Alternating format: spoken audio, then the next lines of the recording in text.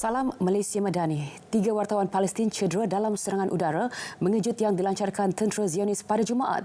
Salah seorang wartawan, Sami Syihadah, kehilangan kakinya dalam insiden itu.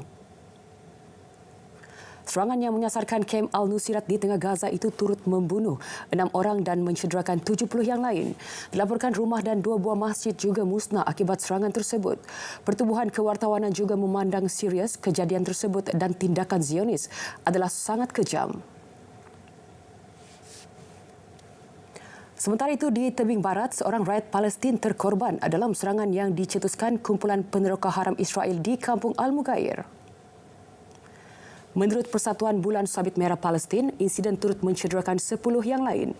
Bagaimanapun tidak dapat dipastikan mangsa yang terkorban akibat ditembak tentera Israel atau kumpulan peneroka haram. Tentera Zionis giat mengadakan sekatan jalan raya di kawasan tersebut bagi mencari seorang remaja Yahudi yang dilaporkan hilang. Dalam pada itu, tentera Israel juga turut mengadakan serbuan di beberapa kawasan kediaman rakyat Palestin. Rejim Israel terus memperluaskan serangan di Gaza walaupun berdepan ancaman daripada Iran yang ingin membalas dendam atas pembunuhan 2 jeneral pengawal revolusi Iran. Perdana Menteri Benjamin Netanyahu berkata mereka bersedia untuk memenuhi semua keperluan keselamatan Israel baik dari segi pertahanan atau serangan. Netanyahu berkata Israel akan mencederakan siapa sahaja yang mahu mencederakannya dan bersudah bersiap sedia menghadapi sebarang kemungkinan.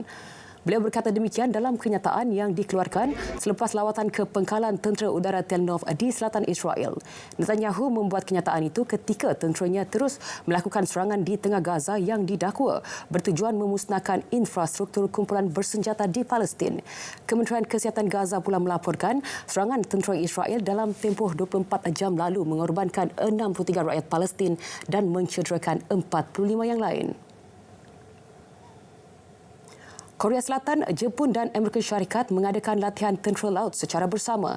Tentera Laut Korea Selatan berkata latihan itu bertujuan memastikan kesediaan menangani ancaman nuklear dan peluru berpandu Korea Utara.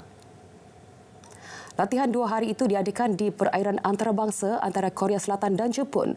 Latihan tahunan itu dipersetujui pemimpin ketiga-tiga negara pada sidang kemuncak Camp David tahun lalu.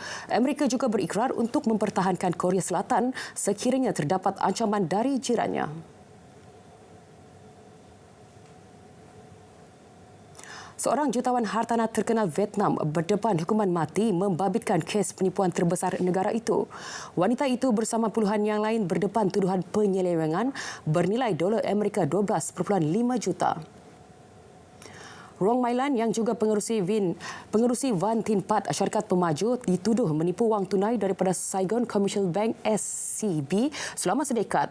Dia dan 85 yang lain menghadapi tuduhan lain termasuk rasuah, salah guna kuasa, peruntukan dan pelanggaran undang-undang perbankan. Mailan telah menafikan tuduhan dan menyalahkan orang bawahannya. Pihak pendakwaan mencadangkan hukuman mati terhadap wanita itu yang juga hukuman luar biasa dalam kes sedemikian. Rawatan lebih cepat dan berkesan bagi tuberkulosis TB atau batuk kering dilancarkan di rantau Asia Pasifik. Rawatan itu meningkatkan harapan bagi menangani salah satu penyakit berjangkit paling bahaya di dunia. TB Alliance berkata ubat baharu dengan kesan sampingan dan jumlah pil yang lebih sedang dilancarkan di Filipina, Vietnam dan Indonesia. Kadar penyembuhan dikatakan lebih 90% selepas 6 bulan.